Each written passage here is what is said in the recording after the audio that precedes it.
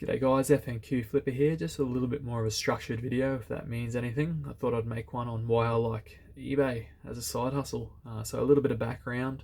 I do work full time and I do work long hours and sort of finish later at night. I was looking for a secondary job, sort of night filling for the supermarkets where I live, but due to my schedule, that sort of didn't line up and why I couldn't sort of grab one of those jobs. So I was looking at side hustles.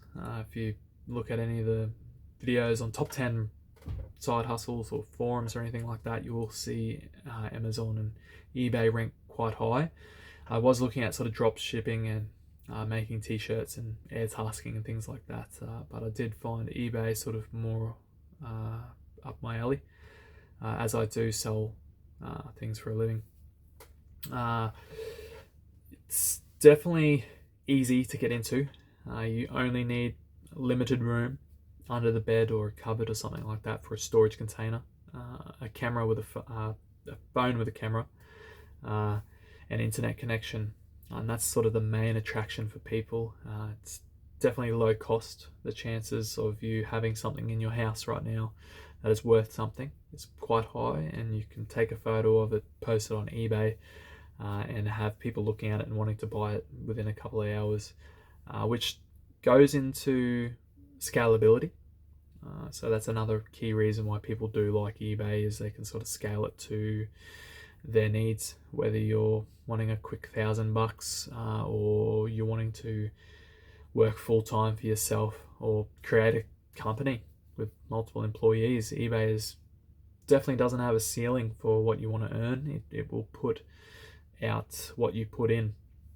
It does get a name FeeBay because it does have some fees attached to it, but as long as you're sort of finding the right items and finding the right value for yourself, you will find it will work for you. There's a little bit of a learning curve, but not much. Just jump onto YouTube and how to eBay. You will find someone you like or a video that will help you very much. I followed Aussie Flipper and two Aussie thrifters.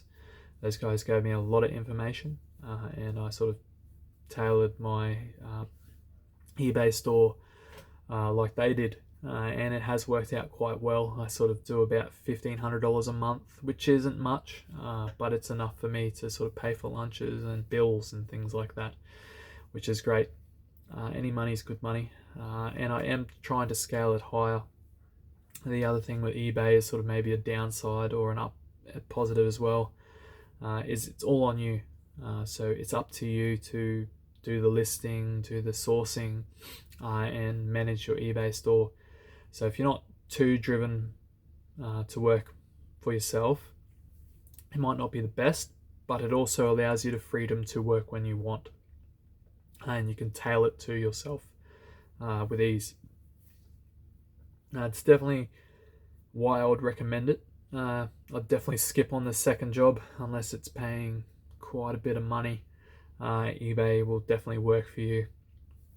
I do spend my lunch breaks sourcing, going out to thrift shops around my place that I work and finding books, DVDs, and whatever looks like it has some value to it to chuck up on eBay that night.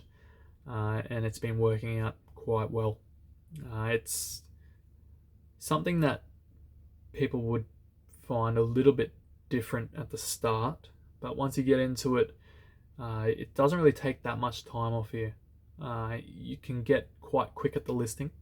It can take you maybe 5 minutes if you have something like a DVD or a book that's photo on the front, photo on the back, photo on the side, pages done. Find a listing of it that you probably already found because you'd use the eBay app to see if it's a good sale or not. Sell one like this. There's a little button, boom, posted. There's plenty of videos on how to do that, and literally you can I turn a hour-long lunch break into some days potentially earning more money in an hour than I would working for 8 hours a day. And I've done that a few times, and it's why I've found it fun. Can be quite ridiculous what you find in these secondhand shops, and also on Marketplace and things like that, where you just go sourcing. It's up to you where you source stuff. Sort of the op shops is the main one that most people do. In Australia, we're sort of limited compared to America, but you can even go dumpster diving and things like that. I haven't really jumped into that yet, but if you're after free stuff, it's probably out there if you're willing to go look for it. And that's pretty well it. It's definitely allowed me to find freedom in my own free time, to do what I want to do, and it's definitely fun. Recommend it to anyone.